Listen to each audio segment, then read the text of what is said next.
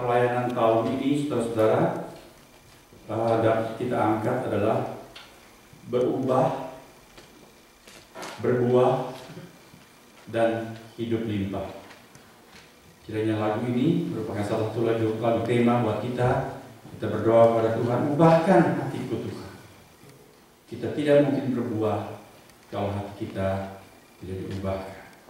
Sepanjang tahun kita akan memikirkan tema ini dari berbagai segi. Kiranya Roh Kudus memberkati kita supaya kita mengerti kebenaran dan hidup kita boleh berbuah seperti yang Tuhan maksudkan. Mari kita berdoa bersama-sama.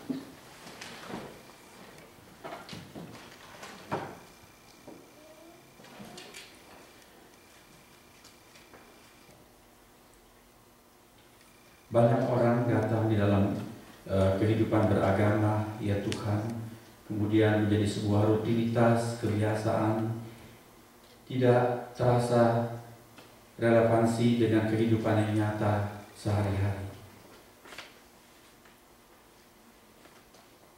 Mengertikan kami bahwa bukan sedemikian itulah yang Engkau kehendaki buat kami. Engkau menghendaki kehidupan kami berubah karena kami mengenal Engkau. Berubah secara positif yang kemudian menghasilkan buah-buah yang memuliakan nama Tuhan, menjadi berkat bagi orang lain dan kebahagiaan bagi diri kami sendiri. Pimpinlah kami sepanjang tahun ini ketika kami mengambil tema tentang berubah dan berbuah itu, ya Tuhan. Berikan kami pencerahan-pencerahan, dan kami bersyukur atas waktu teduh berikut ini. Kami boleh membuka kitab-Mu yang kudus, firman hidup yang menghidupkan itu, yang adalah pelita bagi kaki kami yang menuntun jalan kami. Berilah kami pengertian, ya Tuhan. Tolonglah hamba Tuhan untuk menjelaskan firman Tuhan dengan benar. Dan berkati anak-anak kami juga yang akan masuk ke dalam kelas bersama dengan para pengasuh mereka. Agar dari kecil mereka mengenal Tuhan Yesus bukan sekedar sebuah cerita, tetapi sebuah kisah nyata yang berarti buat kehidupan mereka. Terima kasih. Dalam nama Tuhan Yesus kami sudah berdoa. Amin. Amin.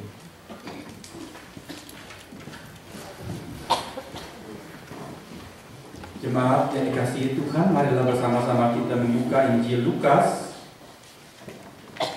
pasal yang ke-13 ayat ke-6 sampai dengan ayat yang ke-9.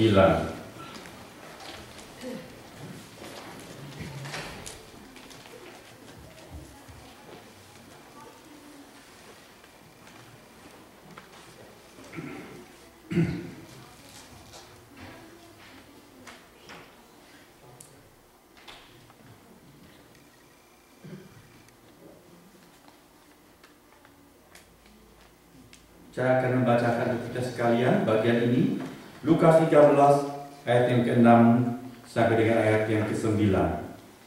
Demikian firman Tuhan. Lalu Yesus mengatakan perumpamaan ini. Seorang mempunyai pohon ara yang tumbuh di kebun anggurnya, dan ia datang untuk mencari buah pada pohon itu, tetapi ia tidak menemukannya. Lalu ia berkata kepada pengurus kebun anggur itu, "Sudah 3 tahun aku datang mencari buah pada pohon ara ini, dan aku tidak menemukannya. Tebanglah pohon ini. Untuk apa ia hidup di tanah ini dengan percuma?" Jawab orang itu, "Tuan, biarkanlah dia tumbuh tahun ini lagi. Aku akan mencangkul tanah sekelilingnya dan memberi pupuk kepadanya. Mungkin tahun depan ia berbuah. Jika tidak, tebanglah dia." Kita baru masuk ke minggu kedua dalam bulan Januari, jadi masih boleh mengucapkan selamat tahun baru. Banyak kali kalau kita bertemu dengan relasi dengan teman-teman, mereka say Happy New Year kepada kita juga. masih dalam tahun baru. Dan tema ini cocok juga kita khotbahkan sebab dia masih di awal tahun. Boleh kita pikirkan bersama mau bagaimana kita jalani sepanjang tahun ini. Orang biasa membuat resolusi tahun baru, New Year Resolution. Ya, kita mengambil suatu tekad tahun ini mau bagaimana. Saudara, saya ingin mengusulkan kepada kita supaya tahun ini kita mengangkat tema ini sebagai New Year Resolution kita. Berbuah di tahun anugerah. Tahun ini adalah tahun anugerah. Sebetulnya kita hidup di dalam zaman anugerah. Tuhan datang bukan untuk menghakimi, tapi untuk menyelamatkan dan memberikan anugerah itu kepada kita. Luar biasa. Berbuah di tahun anugerah. Perumpamaan yang kita baca hanya terdapat di Injil Lukas. Meskipun di dalam Injil ada peristiwa lain, Tuhan tidak berkenan akan sebuah pohon ara yang tidak ada buah sama sekali. Tuhan mengutuk pohon tersebut dan pohon itu menjadi kering. Tetapi perumpamaan yang kita baca ini hanya terdapat di Injil Lukas. Melanjutkan bagian ayat 1 sampai dengan 5 yang juga cuma terdapat di dalam Injil Lukas ini. Tentang laporan orang-orang kepada Tuhan Yesus mengenai orang-orang yang menderita. Ada yang dibunuh ketika mereka menjalankan ibadah, ada yang tertimpa menara yang rubuh, lalu mereka melapor seperti dengan nada, kenapa tuh orang-orang? Apa mereka terlalu besar dosanya sampai mengalami musibah seperti itu? Tuhan memberitahukan, 2 kali dia ucapkan, tidak, kata Tuhan. Kalau kita tidak bertobat, kita juga semua akan binasa atas cara demikian. Bukan dalam modusnya tertimpa menara atau disembelih, tidak, tetapi maksudnya kalau tidak bertobat tentu ada akibat yang berat, itu maksud Tuhan Yesus. Lalu Tuhan langsung melanjutkan dengan perumpamaan mengenai pohon ara di kebun anggur. Saudara-saudara, kisah ini sebetulnya hendak menggarisbawahi anugerah Allah. Pohon ara ada di kebun anggur. Untuk kita mengerti, kita perlu memahami kira-kira seperti apa itu pohon ara. Pohon ara adalah pohon yang biasa, saudara-saudara. Di tanah Palestina, saudara ingat waktu Tuhan Yesus masuk ke Yeriko, ada seorang pemungut cukai yang kontet, yang pendek. Dia karena tidak bisa lihat Tuhan Yesus, lalu dia naik ke pohon ara.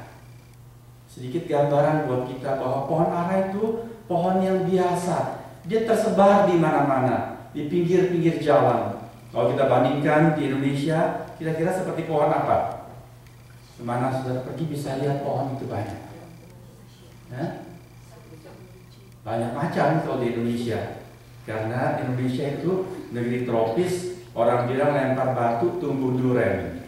Nah, saking suburnya tanah air kita, betul?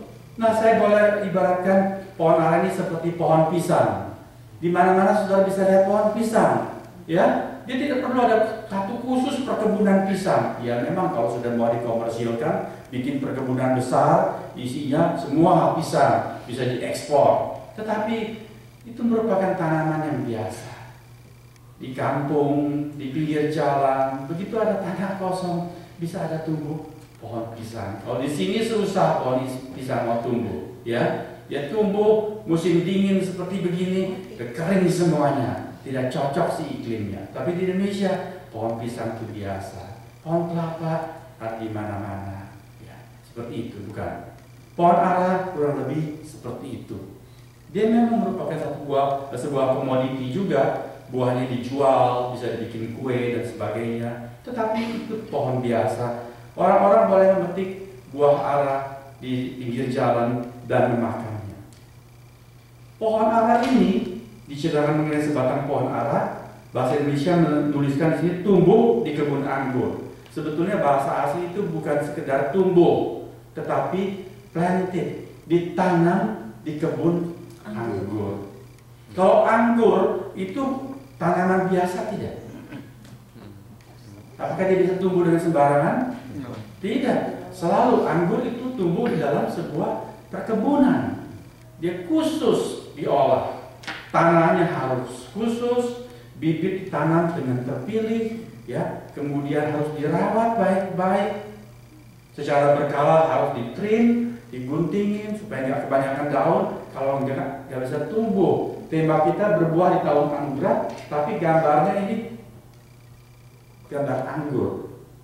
Yang Tuhan mau dalam tema yang kita renungkan adalah pohon aranya itu yang berbuah, bukan pohon anggurnya.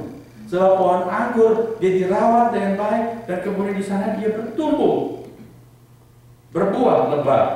Tetapi pohon ara ini ditanam khusus di kebun anggur. Di dalam bacaan kita firman Tuhan tadi, pohon ara ini tidak mengeluarkan buah. Tadi saya katakan perumpamaan ini sebetulnya adalah kisah mengenai anugerah. Sebab apa? Pohon ara, pohon biasa, pohon murahan ditanam di kebun istimewa dengan tanah yang disuburkan. Itu adalah anugerah. Ya. Mengapa Tuhan itu memilih pohon ara ini untuk ditanam di kebun anggurnya?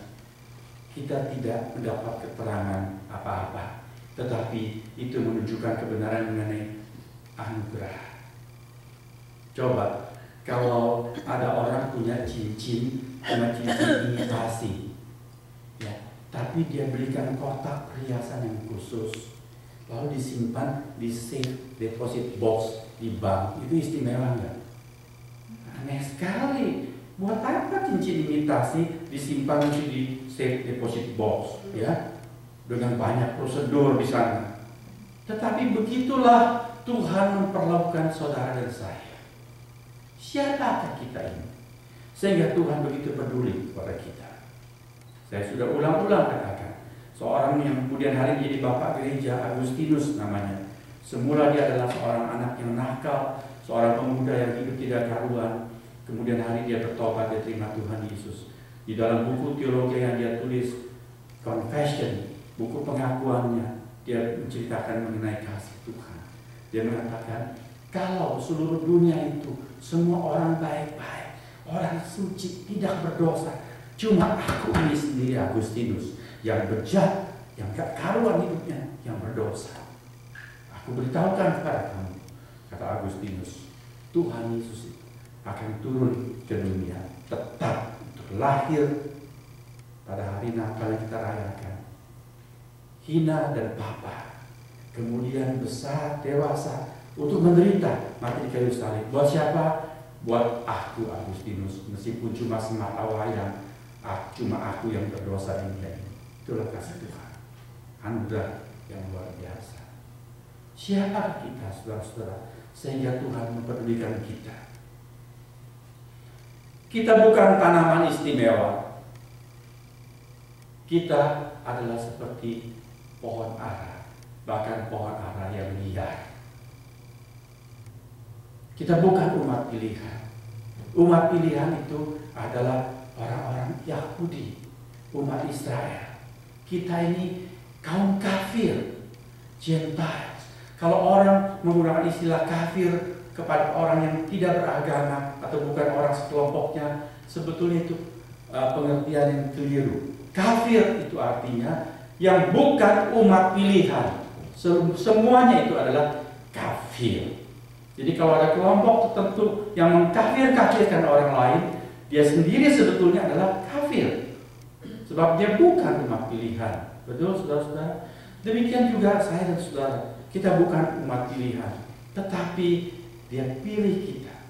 Di dalam surat Roma, Rasul Paulus mengatakan bahwa kita ini sebetulnya adalah carang-carang dari pohon ara yang liar, tetapi kemudian dicangkokkan ke dalam pohon pilihan. Itu adalah anugerah. Seperti pohon ara yang ditanam di kebun anggur.